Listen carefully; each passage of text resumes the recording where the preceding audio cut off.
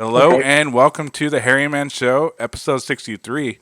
Guys, I have to apologize about the short break, but I'm returning with an excellent episode. One of the guys I used to read about and watch on TV, Johnny Kelly. Johnny Kelly is right now playing with Quiet Riot. He's playing in such acts as Danzig, Typo Negative, and many more. I can probably take about 20 minutes to list them. But how you doing, Johnny? How's it going, man? How are you? Good. And just wait, before we get moving, where did you see me on TV? I think that was MTV2, actually. Oh, okay. After hours. Was it a live show you saw him or a video? I think. Well, I used to geek out and monitor government magazines and like. Okay. But I want. I was never in that. We're gonna get into who you played with and what magazines they've been in a little while. But I want to introduce Keoni's co-hosting with me, and you guys just met each other. But Keoni, thanks for being on the show as well. Thank you for having me. It's a fucking pleasure to be here with you, Dustin, and to talk to you, Johnny. Long-time fan, long time. Right on, man. All right. So, kind of your current gig, you're currently playing with Quiet Riot. Is that correct? Yeah. We've since things have opened up, we've done a few gigs. We started up again. I guess I don't know. I think we're like we've played like 3 or 4 gigs so far. How's that been going for you guys? It's been going well. You know, it's a different kind of environment than what I'm used to because it's most of it's that's that old fly out dates. Yeah, that's so it's like I leave the house on Thursday, I'm back on Sunday. Oh, that's not too bad. Were they all in? No, they were domestic shows. Yeah, everything's here. Yeah, Europe is they're still having issues with COVID. Yeah, that was going to be my next question. How's the traveling going? If you the tour setups and everything, you got to kind of plan around. Really, the only thing that's been happening lately is just the restrictions as far as when you're at the airport and you're on the plane. You have to wear a mask and stuff. And there was one show that I did that was more that was like in the spring. Flying into Pennsylvania, they had this was in March, but they had we had to have a test, a negative COVID test within 72 hours of you flying. Oh, wow. Yeah. And I went, got the test and all that stuff, and all no one asked for the, for the document or whatever. Huh. But I mean, aside from what's been going on at the airports, everything else has been pretty cool. That's good. And, that's definitely. I would imagine you'd have to run into some bullshit somewhere with everything going on. It's good news to hear that you still we'll see what happens now. We'll see what happens now with this Delta variant. Yeah, right. So I don't know. I mean, I just got my fingers crossed that everything just keeps moving ahead and we start, So you got to do is put your head down and fucking keep going, for the longest time, I never paid attention to my calendar because I knew that, I always had that feeling in the back of my head. I'm like, well, whatever's booked is going to get canceled anyway. Mm-hmm. Right. That's and then things started. Yeah, it is. But, at the same time, what can you do about it? Right. You book something, hopefully, you don't spend too much money on, logistics like, air flights and hotels and things like that. And then come to find out that your show's been canceled. Right. That would really suck. Like for me, worst case scenario is, I stay home. Right. That's why it's like you don't want to, like you said, Europe's still fucked up, and then it would be spend all that money, make all these reservations, this, that, and right. You get there across an ocean and like it's canceled.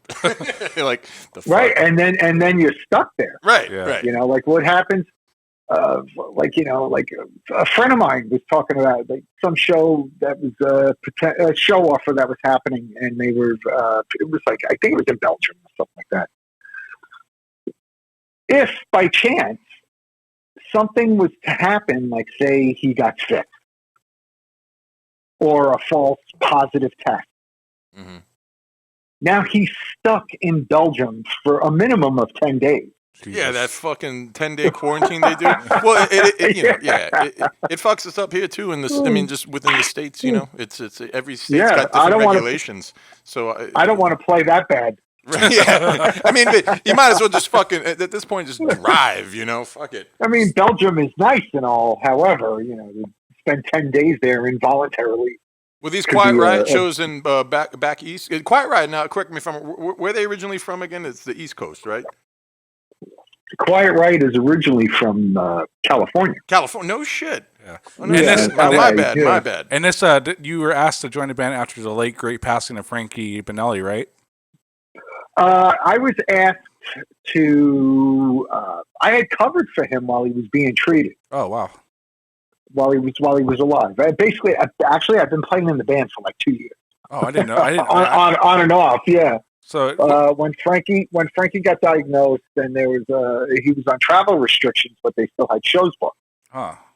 You know, this was before the pandemic, and right. he was getting treatment and stuff, and so they asked me to cover for him while he was getting treatment.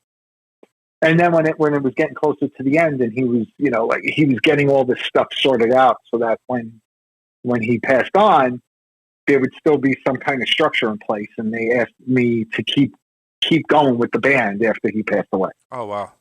Now, yeah. But prior to that, were you familiar with the catalog, or was it kind of like shifting gears from you, kind of going from a darker element to something like that? Well, it's kind of baptism by fire in a way, because oddly enough, they were playing in Dallas, where I live in Dallas. Oh, nice. Well, I live a little. It's a little bit north of Dallas, but it's the Dallas area.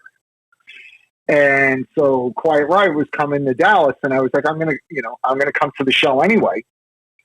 So then I reached out to Alex, because I play with Alex in Hookers and Blow.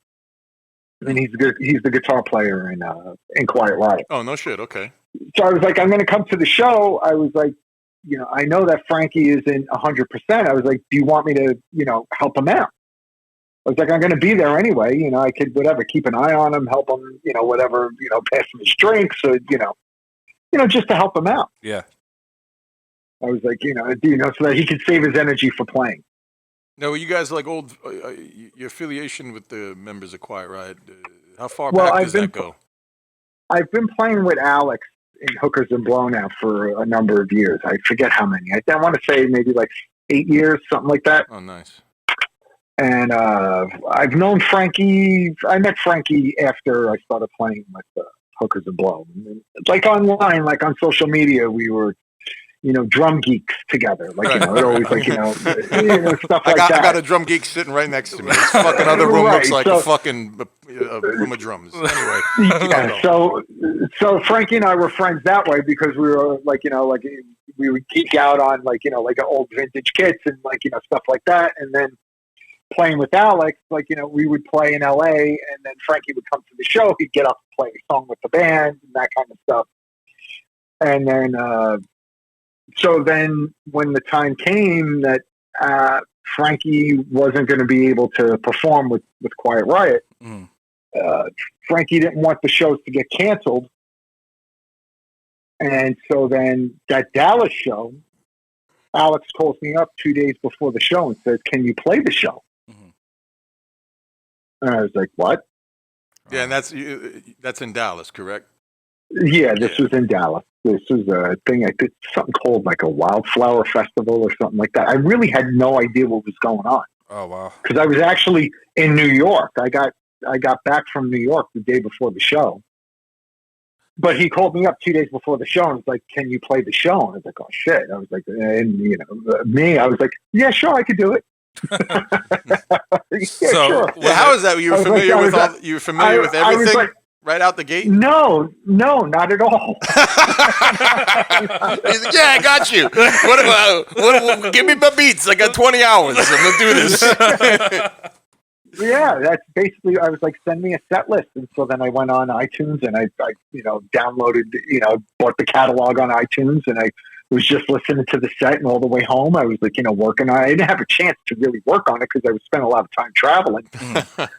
And so I drove to the show, and I meet them in the trailer. I had at this point, I never really met the bass player. I met the singer a couple of times, And so I walked in the trailer, and I just looked at them, and I was like, "Guys, this is a terrible idea." Oh fuck, bro! Like the rest of the band, just like confidence is just like, oh god, oh god. I thought I was like, I don't know what I was thinking when I said okay. Oh. And it was like one of those, we just threw the Hail Mary pass in the fourth quarter. Fucking Aaron Rodgers, and it worked out, right? It was a Joe Montana moment. All right, nice. Well, obviously, there's been success to and it it. wasn't. I'm not going to say I'm not going to say it was great or whatever. Yeah, there were plenty of. Well, it was great enough. They were like, we want you to keep on going with us. Yeah. Well, at that point, we really didn't even know what was going on. We just figured that this was just a one-off. Like, this was just a one-time situation. It was unprecedented. Like for the Quiet Riot camp and stuff. And so no one was really expecting that. Yeah, it's like, all right, Frankie was really all it was Frankie couldn't make the show. Can you cover it? You already live here. Great. I've been so out of the loop with given everything going on and stuff, and Dustin. So he's like, yeah, he's playing with a Quiet Riot at the moment. I was like, holy fuck, really? That's fucking awesome. Well, Johnny, I don't mean to change gears on you, but I want to talk into your origins. Yeah. What age did you start playing there? I first learned how to play drums, I guess, when I was like 11 years old. It was like a guy that lived up the block. And when I say a guy, like it was like one of the older guys. He was probably all of like 16, 17.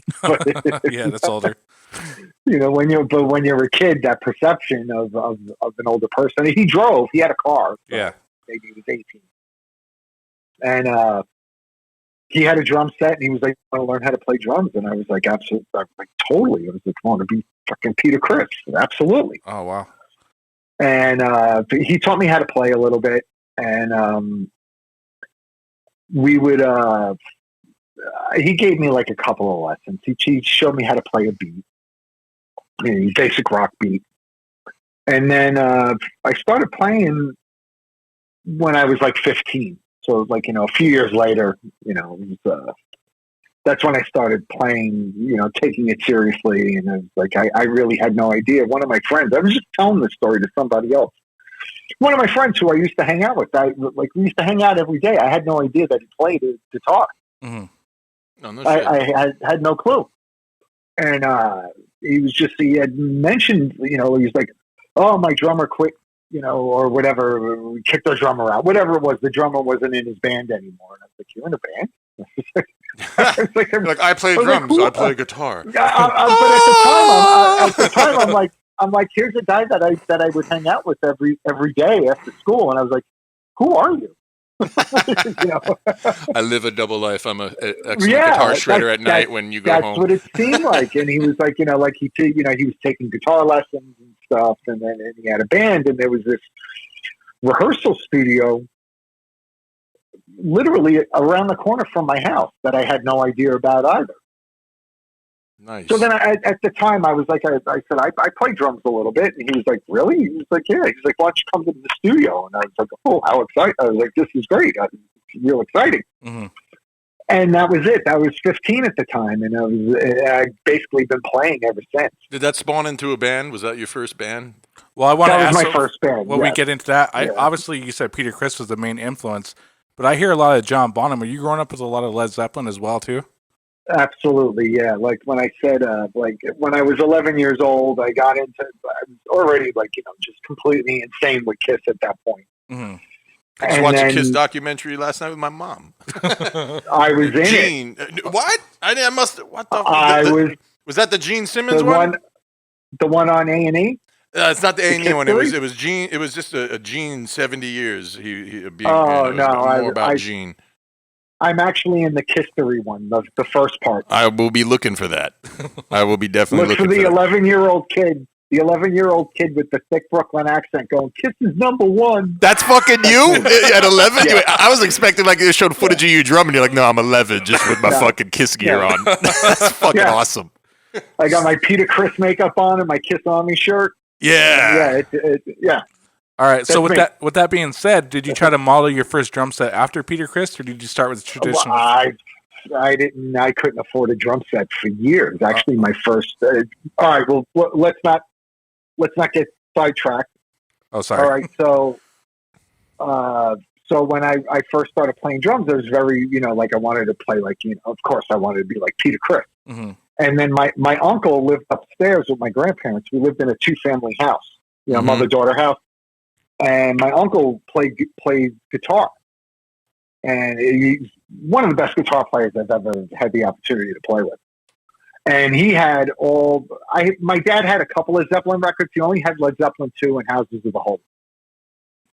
But my uncle had all the rest of them. So he let me borrow them, and that's how I wound up really getting into Led Zeppelin at that point. And then I took all the Led Zeppelin records down to the guy's house, and I said, I want to learn how to play like this.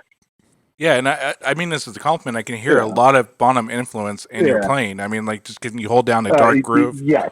And you that's same with the given the ideology too, but the evolvement from Sabbath, I've always associated Typo Negative with. I've really taken a lot. Those are the two primary, Bill Ward and John Bonham. It's like we nailed it there.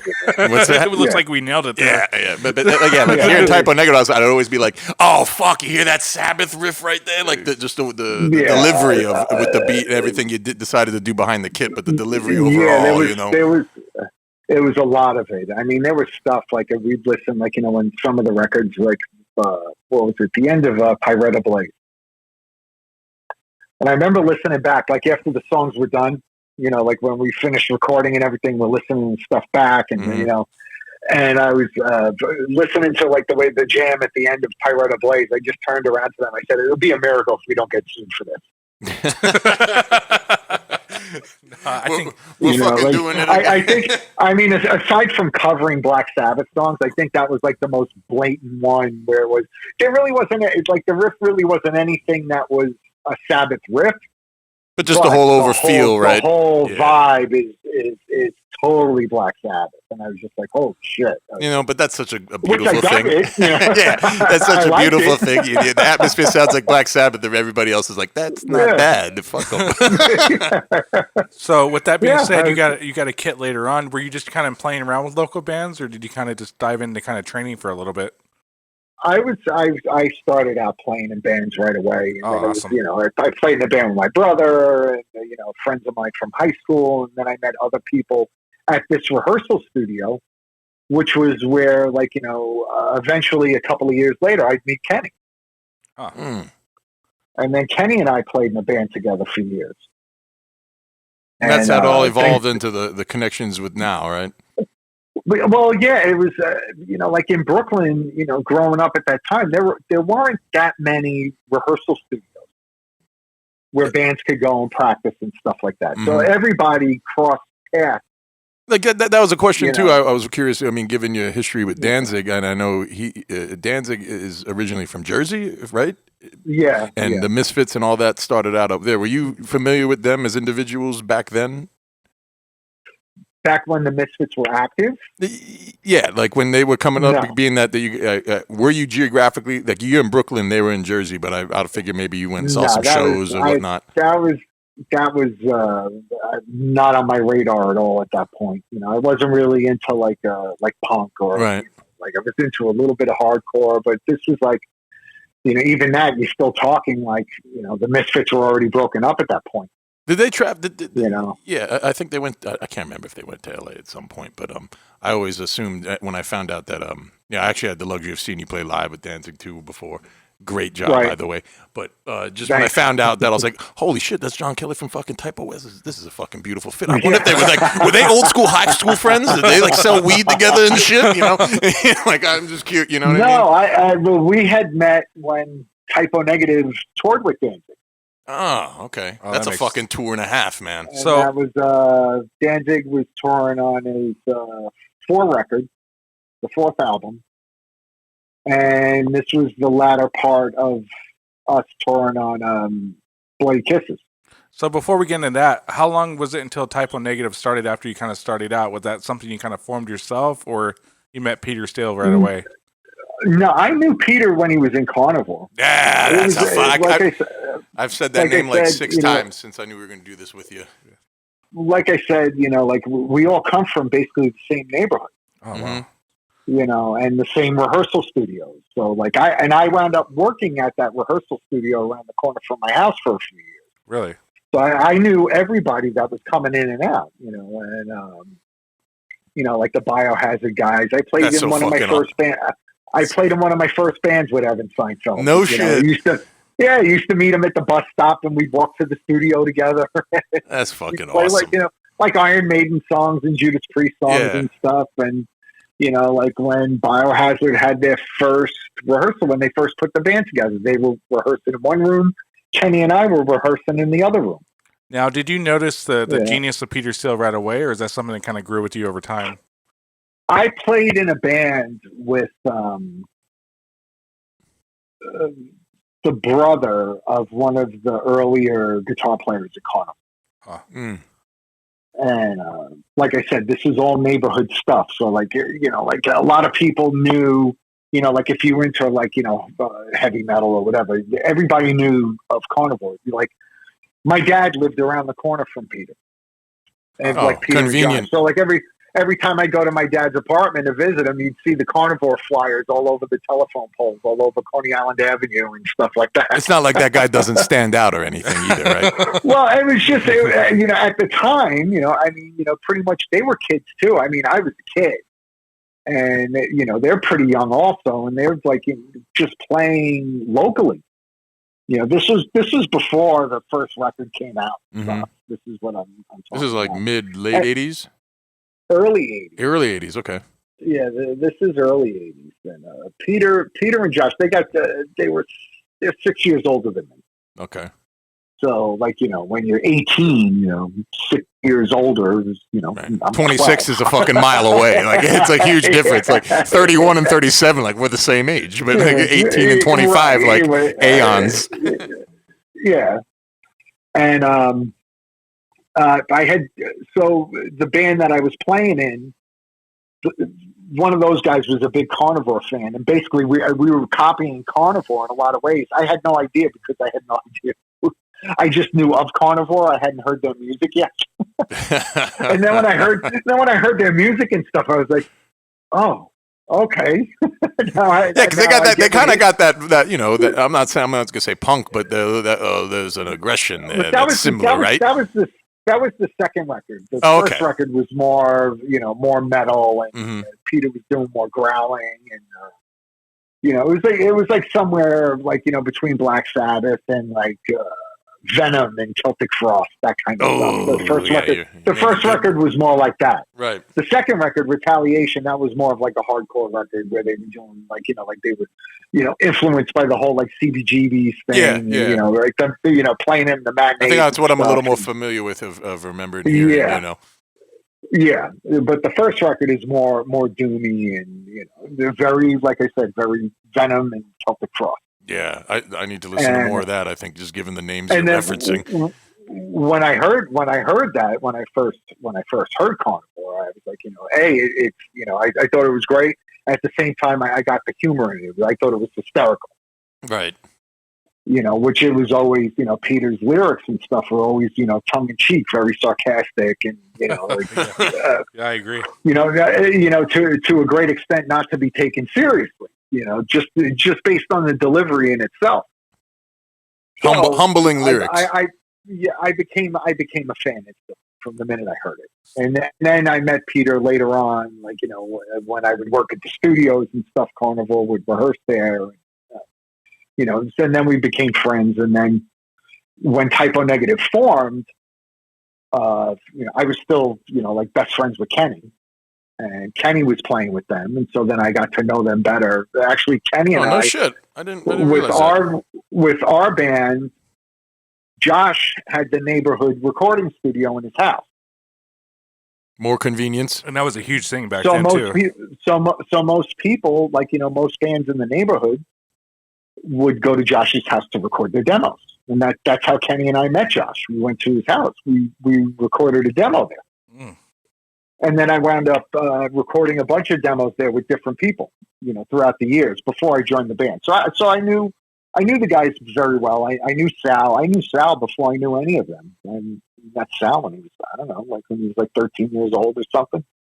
Oh, wow. 13, 14, something like that. Yeah. How long were you with Type O Negative as far as years? Like 17, 18 years, something like that. Oh, wow. You're there from the beginning to the end as far as the name Typo, right? No, I wasn't. I joined the band right after Bloody Kisses came out. Oh, okay. Like Bloody Kisses was out literally just a couple of months. I joined the band, and like I wasn't even in the band 2 weeks, and then they shot the video for Christian Woman. Oh, no shit. Okay. Nice. Yeah. Fucking So, shit. Now, and even that, like at the time, it wasn't. You were just playing in a local band that just happened to have a record deal with Roadrunner. Huh. There was no ambition to whatever, conquer the world or make a living, being a career musician. Yeah, but that album fucking blew fucking up. I mean, this is I was in Hawaii, and it was one of our favorite fucking that dark doomy. I mean, definitely goth, but I think the doom riffage I related more. I always related more to Old Candlemass, some shit like that, Okay, yeah, and, it would just to I mean, not to be too much of a fanboy here, but to reach Hawaii, the most isolated place on the planet, like was and here I am in fucking the hottest place on the planet talking to you now. It's a testament to your career, brother. The but with that, like Bloody Kisses was out for over about a year before anyone actually took notice of it. We would do we did a couple of small tours, a couple of runs of dates, and then we'd go back to work, go back to our day jobs. That must have been surreal though, kind of just dealing with that, and then just kind of have to shift gears in reality a little bit. Yes and no. Yeah. It's funny how you bring up it was out for a year.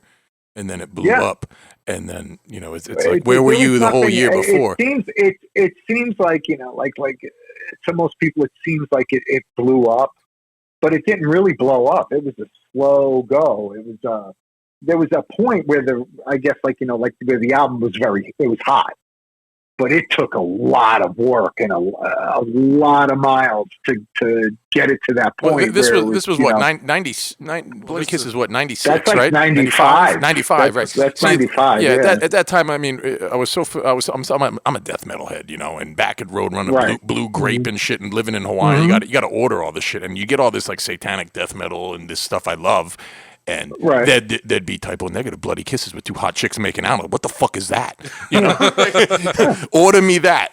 And it was so different from the Deicide records that I was getting alongside Type O Negative. But holy shit, in terms of blowing up, I think it's just my personal world. It was like, you want to hear the obscure one now? Listen to this fucking shit I'm telling my friends. They're like, what is? They're already intrigued. Like, what is this? These girls, all right. It was very it compared to everything else that was going on at the time. It really was trying to fit a square peg into a round hole. Oh, yeah. Right.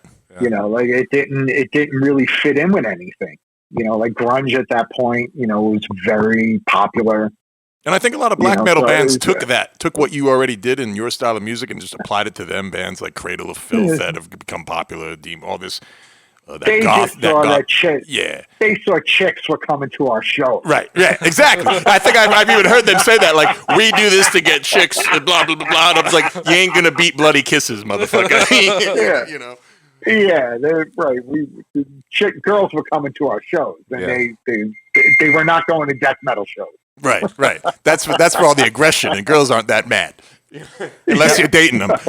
Now, I'm kind of going to shift into the drum geek side of it, though. But you kind of had a similar bottom setup throughout most of your career, though. 1 up, 2 down. Is that correct?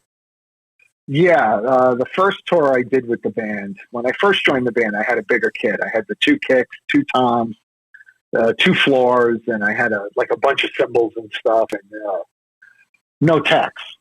Yeah. You're your own tech. Yeah, that's lining up those bass drums could be a task in itself too. No endorsements, and it was no endorsements, no money. We weren't really making any, we weren't making any money. And I was, at the time I was like, I had to reskin the kit at least once a week. Oh, wow.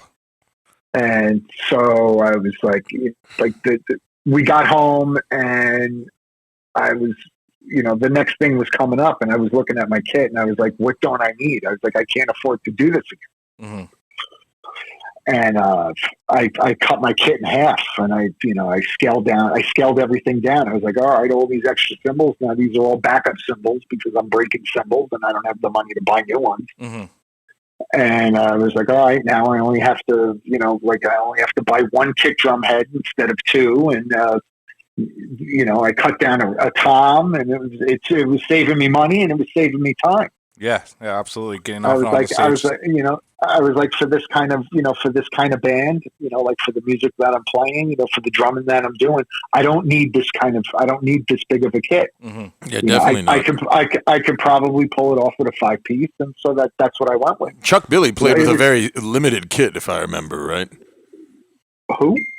Chuck Biscuit. Sorry, I got confused with the singer. Yeah, I got confused. Biscuit, Chuck Biscuit. Yeah, I'm pretty sure. I never got to see the band play with Biscuit. No shit. No, I had the pleasure in Honolulu, Hawaii, at Pink's Garage. I heard he was great. Like like the guys in Type O, like they had all seen Danzig, earlier, and I think that I was supposed to go to the show. Danzig and Slayer were playing at the Felt Forum, and I think I want to say I got into a car accident like the night before the show. That sucks. Yeah, so I was like, maybe not a good idea to go to a concert tonight. Right. I have a bunch of stitches in my head. At least you're here. Shit. Yeah. No. So I was like, maybe going to a concert may not be a good idea. Yeah, to reflect. And, so everybody in the band was always like when Danzig would come up, the conversation would usually go to Biscuits, and they're like, Biscuits is great, he's a great live performer, I remember him sitting so high on his stool, like it looked like he was standing. It was like he was standing, yeah. And I remember, I thought that was like the coolest shit, I was just like, it looks like he's just beating the shit out of him. And then you see, his background before going to playing with Danzig, like we were playing with, Circle Jerks and DOA. Yeah. God, he comes from that punk background, and you could see, back then. And he went on to be with Social D, right? Yeah, he did a short run with Social Distortion, and which that I'm not that familiar with what he did with the band. I know that he was playing in the band, and I know that it wasn't long. Mm-hmm. Maybe like 2 years or something like that. Right. And but seeing videos of, I was just looking on YouTube the other day, and I came across some Circle Jerk stuff, and he was great back then as a kid, and he had that standout. His ability stood out. Mm-hmm. That presence is definitely a commanding drum presence. And I know you were on Death Red Sabbath, right?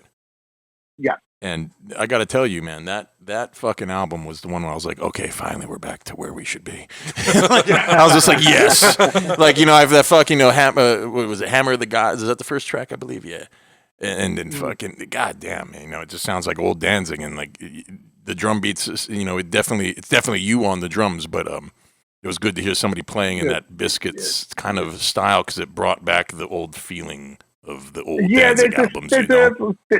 Yeah, there's I guess a certain approach to it where there's certain Biscuits could swing.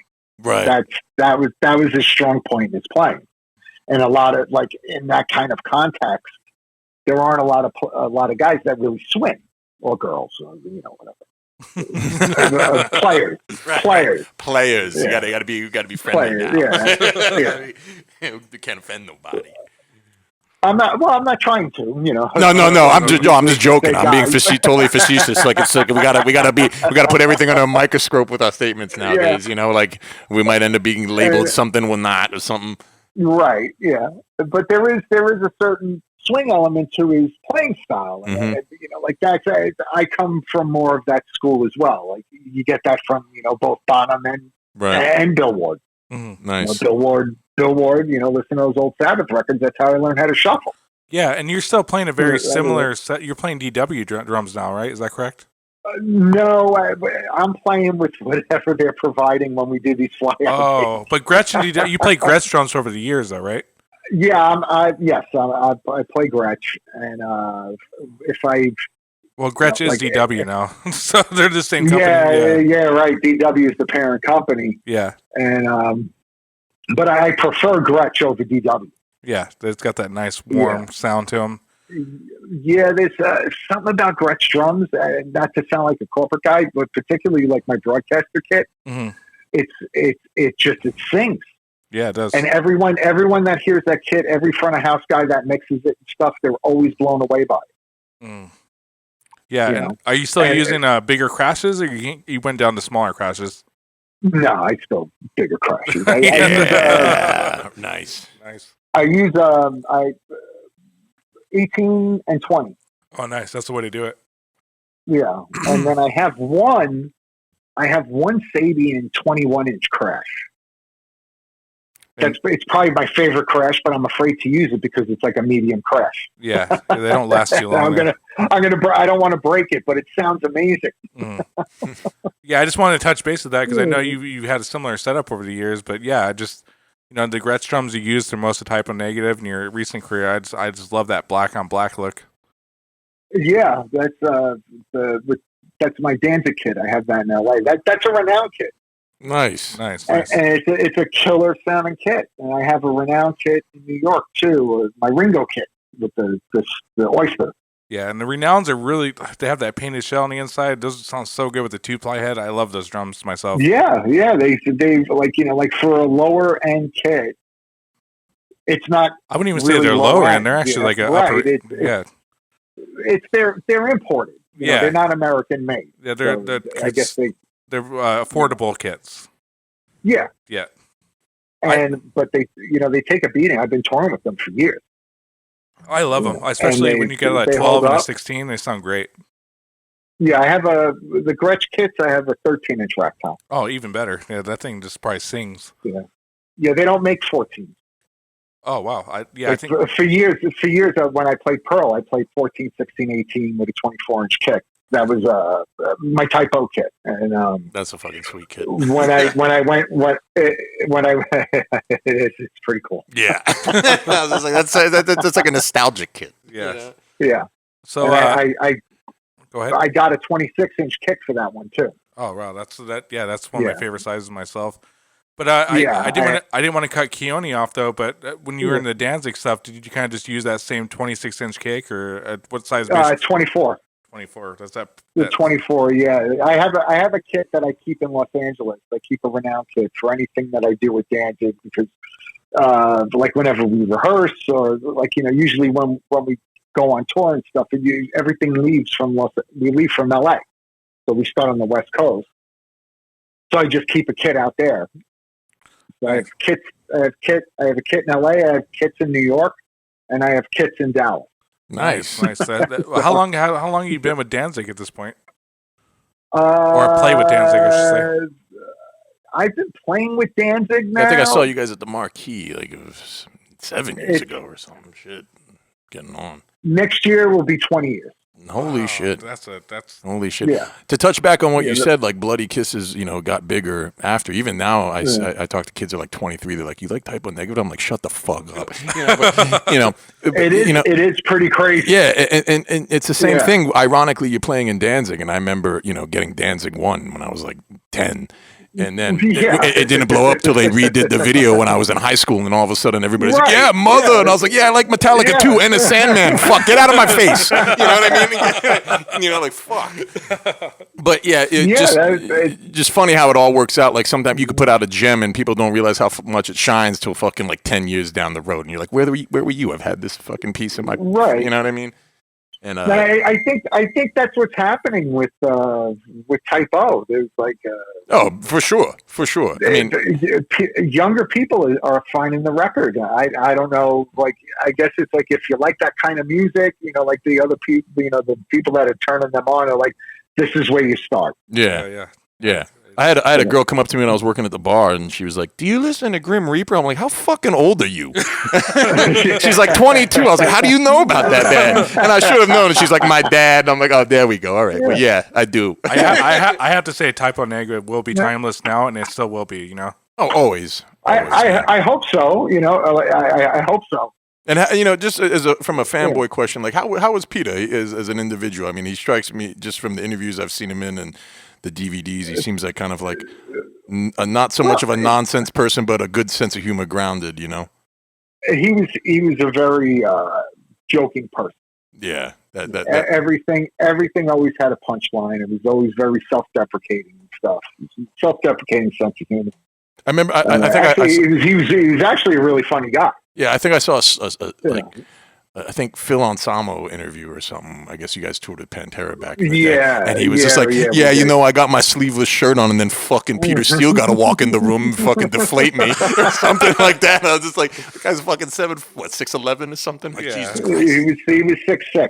Oh, 6'6", okay.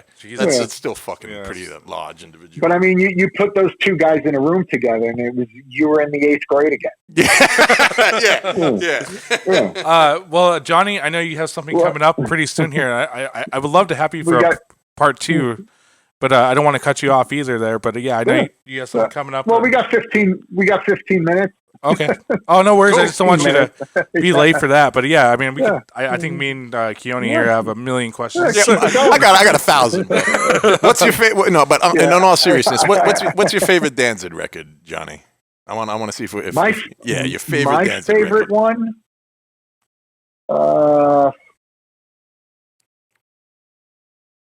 Way to put him on the spot. I was gonna make some Jeopardy sound effects, and I was like, we're gonna let this silence ride out. I'm trying to remember the song list on the 2 records. It's a toss up between Lucifuge or How the Gods Kill. Yeah, see, but me, I run with the same battle, like Master Puppets or Ride the Lightning between those 2 albums. I mean, Lucifuge and How the Gods. I think I'm gonna go How the Gods just because of the song Anything. I don't know why. That's always been a Anything is a great song. Yeah. It's an underestimated song. I think I yelled it out when you guys were playing and you didn't play it, and I went in the room. There was cried. For a little while. Actually, on the last tour that we did, well, we played a show like 3 weeks ago. We played at a festival in Wisconsin. Mm-hmm. And that was the first show that Danzig has done in 2 years and 8 months. No shit. Yeah, it was a long time. Damn. And we played at Riot Fest in 2018, and we played the whole How the Gods Kill record. And we had been playing the song Anything quite a bit on that run. See, I missed that. I would have loved to see that. I was so happy because when I saw you guys, you played "Do You Wear the Mark," and I was like, "They're fucking playing this song! Holy shit!" Yes. we played that. We played that a lot over the years.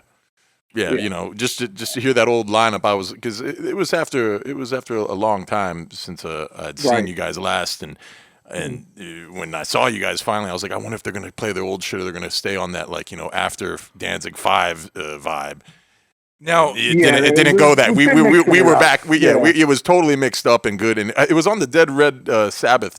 The fucking? I always get tongue tied with that. Death Red Sabbath. I always end up saying Black Sabbath Death or something. Fucking. But it was on that tour, and that was I was such a fan of that album, man. I really am, and I was like, even though I would always say like I enjoy the first 4 more, that was the album I'd be like, hey, don't leave that album out. This is at Danzig bar conversations, and I'm like, don't leave that fucking album out because that's the one to let you know that hey, they're still there, And going back to how Chuck Biscuit plays, the approach I think you took, although very much it captured everything, It brought it. Well, the apple doesn't fall far from the tree, right? And it was that apple was fucking tasty, bro. Oh, thanks. Yeah. Now, it's trying to capture a vibe. It's not really like my playing style isn't a lot of chops, right, so to speak. No, but it's solid. What I learned with playing with Type O for so long was about to try to create atmosphere. Right. To try to create a mood, and that's like how I try to use drums to do that. But a lot of times, if you just listen to the band for just the drums and stuff, there really isn't too much stuff where it stands out and you go, "Holy shit! Did you hear that?" Right. There isn't a lot of that. But like you said, making that atmosphere, you just knew what was appropriate with the riffs you were hearing and who you're playing. That's what I'm trying to. That's what I'm trying to do. Is trying to get to the atmosphere. What's the song about? Right. What does the song do? Rhythmically to create this environment. And that's kind of tough with Glenn because it's hard to see the bigger picture when we're working on music. Mm-hmm. Because it's like you're in the room recording and it's just on the spot. Like we just know that we're going into the studio this day. There's a schedule to be in the recording studio. And does he do all the music? He writes it. Yeah. He'll come up with the riffs and then he shows them to Tommy and then Tommy will show it to me. And then Glenn will be like, there's usually one of three choices. Play it like Bonham, play it like Bill Ward, or play it like AC/DC. Fucking badass. You got no bad option. It's like roll the 20, fuck it, roll the dice. And that's all you get. So that's what he tells you to do. And then so you just try to keep that in mind while you're playing, and then you're playing the riffs, and it's all right. It goes into this part, and you try to come up with something that's in that vein of what he wants. And at that point, Glenn's just like, okay, I like that. Keep that. That's permanent. Yeah. Move forward. Exactly. Okay. Right. And but a lot of times, when I get a better understanding of what the song structure is, I'll start getting ideas, and then I'll have the engineer just run a click track. Right. Nice. And then I'll just play a bunch of parts over, giving. Offering Glenn different options. Is there anything new on the? Oh, go ahead. And then he'll listen to the stuff and he'll be like, I like that. I like that. I don't want to use that. This is cool. Like that kind of situation. Right. And then they put the song together. Now, speaking of click tracks, do you guys use them live at Danzig? No. Oh, awesome. Yeah. Yes. No. Yes. No. I like how you said it with scoff in your voice. Like, no. What the fuck is the matter with you? Get it. I want to. He would never do it. Yeah.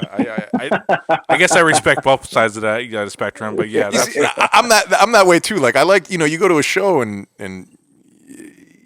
click track, don't get me wrong, it keeps you in line. But that organic, little wave, the tide of a live performance that you can flow with. Well, there's other elements in the live show where, for instance, we've been working with Quiet Riot. We've had some of it on we did a couple of shows where everything was on a click track. Mm-hmm. And we rehearsed, we decided on, tempos that felt good. Did you have earbuds in or a headset on to hear that? Or I play with in-ears. Okay. Yeah, I think everyone kind of does it this point. Keoni's not a drummer, but no. You kind of have to at this point, And I have my low budget rig. I have my iPad. Okay, nice. With an MP3 playlist in music of just click tracks. And then whatever the set list is, I put them in order, and then I hit play, and I have the click track going in my ears. I always put it as next song. Do you ever try to sell this? Oh, sorry. I always look at it driving in the middle with the window up. You know what I mean? There's a party in the back, but you're just driving by yourself. That's always the way I looked at it myself. Yeah. Is that the pitch you give Glenn sometimes? You're like, look, I got my laptop and I got all these click lists. Let me use it. And he's like, no. He's like, no, never. Because there's no point in it. Right. Because it would be, every night's different. Right. Yeah. Right. And that's kind of what I love about it. So you could be working, we could be rehearsing all week at a certain tempo. And then the minute we're in front of an audience, that tempo is going to be too slow. Right. Yeah. Adrenaline kicks in. And then he's going to turn around. He's going to look at me. He's going to tell me to pick it up. That's crazy. Just to think. And that's what we've been doing that. We've been doing that for years. Yeah. And are you planning any? I mean, I know you're doing the Quiet Riot. You got Quiet Riot tours planned in the future along with Danzig. we have Danzig has one show next weekend in Vegas. We're playing at Psycho Las Vegas. Oh, no shit. Yeah, me and Dustin just looked at each other like, we want to have a fucking party? We're going to lose all our money and like it's just crawling to Danzig? And we're playing the whole Lucifuge record. Ah! Yeah. Come on, man. Come on. And I'm also playing with Silvertune that night in another room. Damn, that's a lot of work. What fucking date? What's the date for this? The 21st. Oh, this month? Gee, that's crazy. What's the date now? It's week. the 12th, right? Yeah, next it's week? 11th, Is that a Friday? Today's the 11th. What is it? Yeah, 10 days. Yeah. It's a Friday. It's a Saturday. Damn. It's a Saturday. Yeah. Yeah. You might hear from me again, Johnny. I might have to be like, hey, I'm gonna meet you for real. Well, you're not too far, Johnny. I feel like we need to have you on again. I feel like I don't want to tie you up too much, and I know we're touching your time zone here. No, let me know. Yeah, we gotta do a part 2 with Keoni because you guys seem like you guys have a vast knowledge of this stuff. I want to hear more about. Yeah, I'm brain falling over it. What about Chuck Billy? He's like, Chuck who? I was like, shit. I'm talking about Testament. My bad. Chuck Biscuit. Shit. Yeah. So, Johnny, it was a real pleasure. And, we're going to touch base. Man. We're going to, as you guys listening, the show will be on YouTube, Spotify, Apple Podcasts. Once again, a huge pleasure, Johnny. Johnny, fucking Thanks, a real fucking honor, man. I got to tell you, being, like I said before, growing up in the most isolated place on the planet and getting them that Bloody Kisses CD amongst Morbid Angel, Deicide, Cannibal, all this shit. Really, it was the wild card that I grew up with, and I thank you for all that, your involvement Thanks, with man. I with all appreciate it. that All right. and Danzig. We'll talk to you soon, Johnny. Yeah.